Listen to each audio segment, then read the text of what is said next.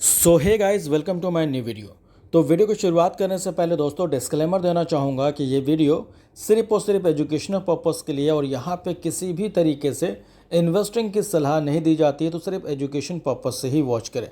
तो चलिए शुरुआत कर लेते हैं, बात करते हैं कुछ मल्टीपल स्टॉक्स के बारे में जिसको लेकर दोस्तों बड़ी खबर है, जिसमें पहला कंपनी का नाम है मेघना इंफ्राकॉन इंफ्रास्ट्रक्चर लिमिटेड। अब दोस्तों इस कंपनी को लेकर बड़ी न्यूज़ है। कंपनी ने बोनस अनाउंस किया जिसका रेशियो है 1:1 का, यानी एक के बदले में एक शेयर होल्डर मिलेंगे इनके एलिजिबल शेयर होल्डर को। और साथ साथ दोस्तों रिकॉर्ड डेट भी अनाउंस कर दिया है जो कि है 8 जुलाई 2025, यानी कि नेक्स्ट मंथ हमें देखने को मिल सकता है।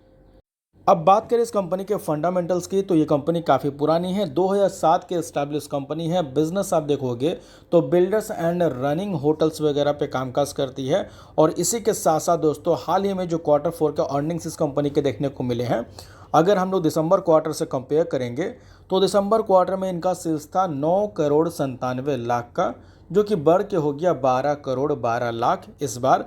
एंड वहीं इस कंपनी का नेट प्रॉफिट पिछले क्वार्टर था 3,62,00,000, जो कि बढ़ के हो गया 4,15,00,000। तो प्रीवियस क्वार्टर के नंबर भी काफ़ी अच्छे पेश किए गए हैं। इसी के साथ साथ दोस्तों अगर आप लोग बैलेंस शीट के ऊपर कंसिडर करते हैं तो मार्च 2024 में रिजर्व था इनका 2,33,00,000, जो कि बढ़ के हो गया है 11,10,00,000। इसके अलावा टोटल एसेट्स की बात करते हैं तो 21,29,00,000 का एसेट्स था, जो कि बढ़ के हो गया 35,07,00,000 का। एंड सबसे बड़ी बात कि अगर आप इस कंपनी का कैश फ्लो देखते हैं तो मार्च 2024 में इनका नेट कैश फ्लो जीरो था, लेकिन अभी 2025 में 31,00,000 का नेट कैश फ्लो देखने को मिलता है। एंड इसी के साथ साथ शेयर होल्डिंग पैटर्न चेक करेंगे तो प्रमोटर्स की होल्डिंग 46.92% है। और इसी के साथ साथ एफआईज की होल्डिंग पहले भी 1.93 थी और इस बार भी 1.93 रहा मार्च 2025 के अंदर। इसी के साथ साथ majority of stake public hold करती है 51.14%, यानी कि सबसे ज़्यादा होल्डिंग यहाँ पे पब्लिक के अंदर देखने को मिल रही है। इसके बाद बात करेंगे सेकंड कंपनी के बारे में जिसका नाम है जियो फाइनेंशियल सर्विसेज। अब दोस्तों जियो फाइनेंशियल सर्विसेज का मोमेंटम आज काफ़ी कमाल का देखने को मिला, बिकॉज इस कंपनी को लेकर न्यूज़ काफ़ी अच्छी थी। Jio financial services price jump almost 5% after SEBI approve Jio BlackRock broking as a stock broker. तो आप देख सकते हो दोस्तों कि इनको यहाँ पे अप्रूवल मिल चुका है सेबी की तरफ से ब्रोकिंग के लिए, यानी कि स्टॉक ब्रोकर के लिए अब इसको एक तरह से लाइसेंस मिल चुका है, अप्रूवल मिल चुका है और जल्द ही आपको मार्केट में आते हुए नजर आ सकती है। तो ये एक बड़ी खबर देखने को मिल रही है जियो फाइनेंशियल सर्विसेज से रिलेटेड। और जैसा कि दोस्तों आप सभी को पता है कि जियो फाइनेंशियल का बिजनेस अगर देखोगे तो धीरे धीरे ये कंपनी अपने बिजनेस को एक्सपेंड करते हुए नजर आ रही है। वहीं दोस्तों ब्लैक रॉक ब्रोकिंग की बात करें तो जियो फाइनेंशियल की सब्सिडरी कंपनी हो गई। और हाल ही में जो Q4 के नंबर पेश किए गए जियो फाइनेंशियल सर्विसेज के, वो आप देख सकते हैं दिसंबर 2024 में इनका सेल्स था 438 करोड़ का, जो कि बढ़ के हो गया इस बार 493 करोड़। यही नहीं, अगर आप इस कंपनी का नेट प्रॉफिट देखते हैं तो 295 करोड़ का प्रॉफिट बढ़ के इस बार हो गया 316 करोड़ का। तो नंबर इस बार Q4 के अच्छे देखने को मिले हैं। इसी के साथ साथ अगर आप बैलेंस शीट भी चेक करते हैं तो मार्च 2024 में इस कंपनी का रिजर्व था 1,32,794 करोड़, जो कि घट के हो गया 1,17,143 करोड़। तो रिजर्व कंपनी के घटे हैं। वहीं अगर डेट की बात करते हैं, कर्जे की बात करते हैं, तो पिछले साल कंपनी के ऊपर कर्ज बिल्कुल भी नहीं था, लेकिन इस बार 3970 करोड़ का कर्ज इस कंपनी के ऊपर चढ़ता हुआ नजर आ रहा। इसी के साथ साथ दोस्तों अगर आप इस कंपनी का नेट कैश फ्लो देखते हैं तो मार्च 2024 में 11 करोड़ का कैश फ्लो था, जो कि अभी बढ़ के हो चुका है 285 करोड़ का। तो पहले के मुकाबले नेट कैश फ्लो में काफ़ी अच्छा खासा जंप देखने को मिल रहा। इसी के साथ साथ शेयर होल्डिंग पैटर्न की बात करते हैं तो majority of stake promoters hold करती है 47% से भी ज़्यादा। वहीं एफआईज की होल्डिंग डिक्रीज हुई है पहले के मुकाबले 15.62 से घट के हो चुका 11.66%। इसके अलावा डीआईज की होल्डिंग पहले के मुकाबले इंक्रीज हुई है 12.46 से बढ़ के हो चुका 14.21%। और पब्लिक की होल्डिंग 24.61 से बढ़ के हो चुका है 26.83% का। इसके बाद बात करेंगे हम लोग बीएसई लिमिटेड यानी कि बॉम्बे स्टॉक एक्सचेंज लिमिटेड।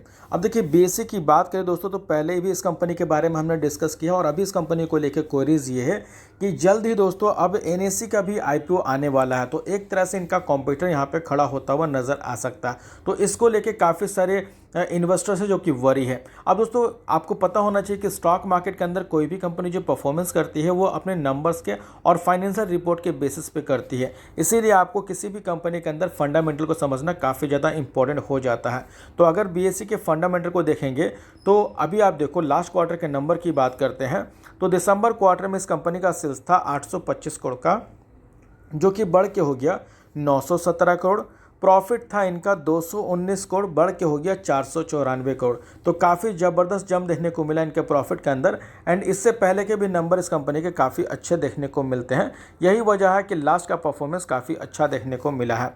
इसी के साथ साथ दोस्तों अगर आप इस कंपनी का स्टॉक प्राइस सीजीआर चेक करोगे तो पिछले 5 सालों का सीजीआर 123% का है एंड 3 सालों का भी 141% का है। इसके अलावा बैलेंस शीट की बात करते तो यहाँ पे सबसे अच्छी बात देखने को मिलेगी कंपनी के ऊपर कर्ज। अब अगर आप डेट इस कंपनी के ऊपर देखोगे तो डेट इस कंपनी के ऊपर कभी भी देखने को नहीं मिला है और आज भी जीरो है। इसके अलावा रिजर्व 3275 करोड़ से बढ़ के हो गया 4397 करोड़ का। एंड इसी के साथ साथ टोटल एसेट्स भी 9450 करोड़ से बढ़ के हो चुका 10342 करोड़। तो एसेट्स भी काफ़ी अच्छा जंप देखने को मिला। इसी के साथ साथ शेयर होल्डिंग पैटर्न चेक करेंगे तो एफआईज की होल्डिंग पहले के मुकाबले इंक्रीज हुई है 16.03 से बढ़ के हो चुका 16.78%।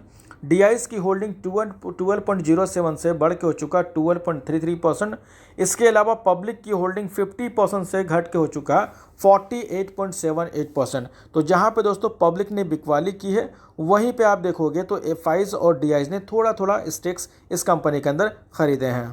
इसी के साथ साथ दोस्तों बात करेंगे हम लोग कोचिंग शिपयार्ड लिमिटेड कंपनी के बारे में। अब देखिए कोचिंग शिपयार्ड को लेके कई सारी क्वेरीज है। अब देखिए an analyst from Yes Securities said that Cochin shipyard is now facing profit booking hitting at the potential concern और pause in the upward trajectory flowing a sharp ascent. तो आप देख सकते हो कि इस कंपनी के अंदर दोस्तों प्रॉफिट बुकिंग देखने को मिल रही है एज पर एक्सपर्ट्स।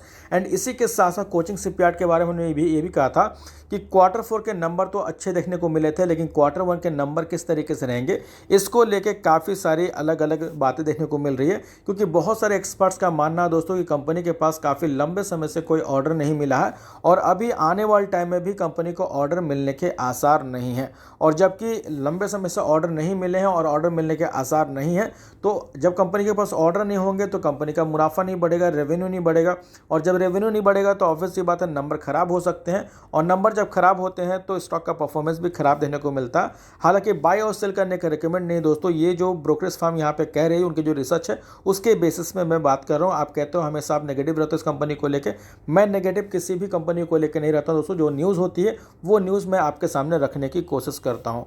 तो फिलहाल इस वीडियो में इतना ही दोस्तों। होप करता हूँ इन्फॉर्मेशन आपको अच्छी लगी हो। अगर अच्छी लगी तो उसे लाइक ज़रूर करना, चाहे तो सब्सक्राइब भी कर लेना, ताकि इसी तरीके से इम्पोर्टेंट नोटिफिकेशन सबसे पहले आपको मिलते रहेंगे। तो मिलते हैं नेक्स्ट वीडियो में, तब तक के लिए बाय बाय।